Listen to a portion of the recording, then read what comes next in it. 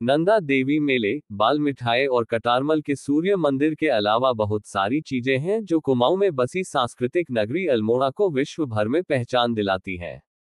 अल्मोड़ा शहर से लगभग 8 किलोमीटर दूर स्थित कसार देवी एक ऐसा ही स्थान है जो अल्मोड़ा शहर को विश्व पटल पर अंकित करता है। ये स्थान वान एलेन बेल्ट के क्षेत्र में आता है।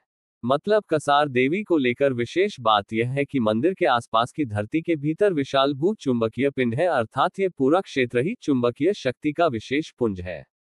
अंतरिक्ष वैज्ञानिक जेम्स वान एलन इस बेल्ट की खोज करने वाले पहले व्यक्ति थे, जिनके नाम पर इसे द वान एलन बेल्ट भी कहा जाता है। बताते हैं कि ऐसे स्थान दुनिया में केवल 2 ही और हैं, जिसमें एक दक्षिण अमेरिका के पेरू में स्थित माचू पिचू और दूसरा इंग्लैंड का स्टोनहेंज। नासा के वैज्ञानिक भी शोध करने के उद्देश्य से कसार देवी आए थे। हालांकि रहस्य अभी भी बरकरार है। 1890 में ये स्वामी विवेकानंद की तपस्थली बना। उन्होंने अपने लेखों में भी कसार देवी का जिक्र किया है। अमेरिकी लोक संगीत और पॉप म्यूजिक में दुनिया भर में नाम कमा चुके don't think twice its alright से मशहूर हुए नोबेल पुरस्कार विजेता बॉब डायलन भी यहां आ चुके हैं।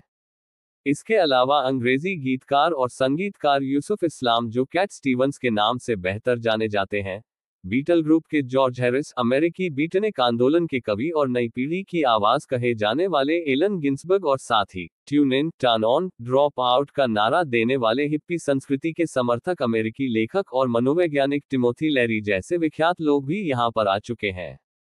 70 के दशक में जब गोबलिन मोड में जीने वाले एक विशेष समूह हिप्पी संस्कृति की लहर आई थी, तो ये जगह उनकी पसंदीदा जगह बन गई थी।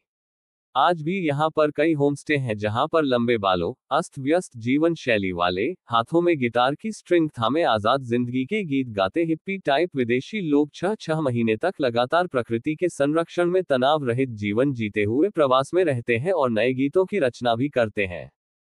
कहा जाता है कि कसार देवी मंदिर की स्थापना 2वीं शताब्दी में राजा रुद्रक के द्वारा की गई थी।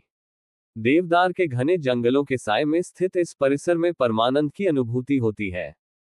यहां से हिमालय का सुंदर दृश्य दिखाई देता है। जानकार बताते हैं कि चौखंबा समेत कई चोटियां यहां से दिखाई देती हैं। समूचे क्षेत्र में एक विशेष प्राकृतिक और आध्यात्मिक आकर्षण है। कश्यप पहाड़ी की चोटी पर बना यह मंदिर नवदुर्गा के 6ठे रूप कात्यायनी को समर्पित है। यह 108 शक्तिपीठों में से एक है।